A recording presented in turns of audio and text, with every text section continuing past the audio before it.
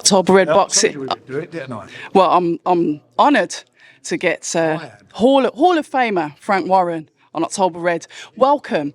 What I'd like to ask, Frank, the man of experience. About a year ago, you was telling us, game changer. You were smiling. You wasn't giving anything away.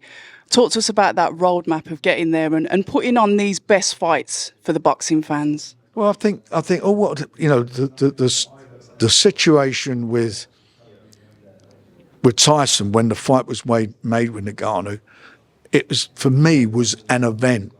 It was an event that there was going to be a lot of money spent on the promotion of it.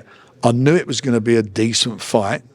I expected Tyson to win it easily as the fight went on, and that wasn't the case.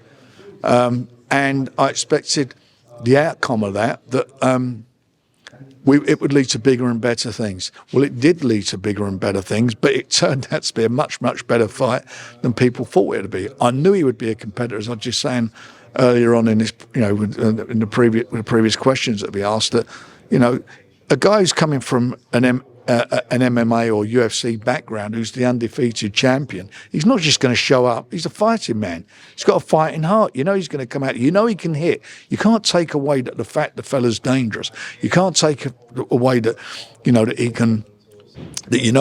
Inside he can give you a problem, and you've got to get your tactics right. And you couldn't take away. There was no footage of him in a boxing ring because no one's ever seen him before. And when he came out, he shapes up and boxed, and he switched stances from orthodox to southpaw, done his homework, and I'd wish I'd have signed him up years ago as a fighter.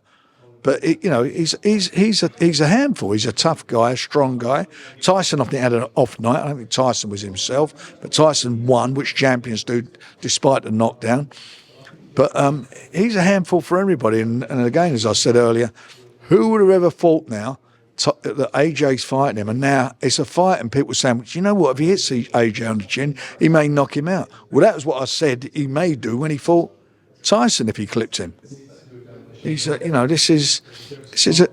big men, strong, powerful guys, and this heavyweight division over the last 12 months, there's been so many different upsets and comebacks and people being written off. It's been brilliant, and as you say, for a game changer, the fights are happening. We're seeing them happen. I knew it'd be a game changer. I knew the Riyadh season would be something that would leave its mark on boxing, would take boxing to another level through the foresight and the backing of His Excellency. It's been brilliant. We talk about the evolution of boxing, but what I want to do is talk about the evolution of you as a promoter. Somebody that has been promoting for a long time, but you've still managed to stay relevant, evolving with how boxing is evolving.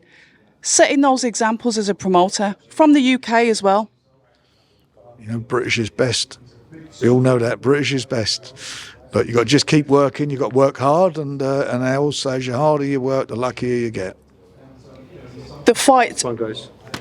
Please. Yeah, then getting my camera knocked over.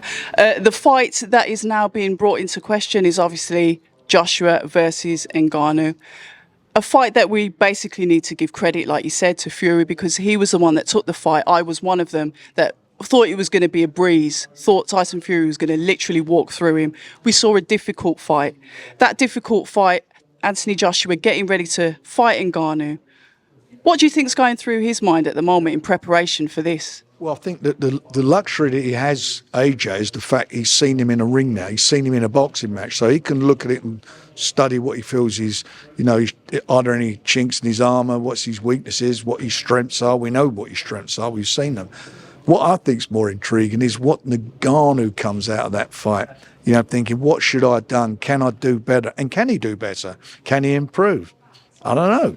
But one thing's for sure, we'll find out on the 8th of March. It's going to be exciting. Thank you very much for your time. Thank you.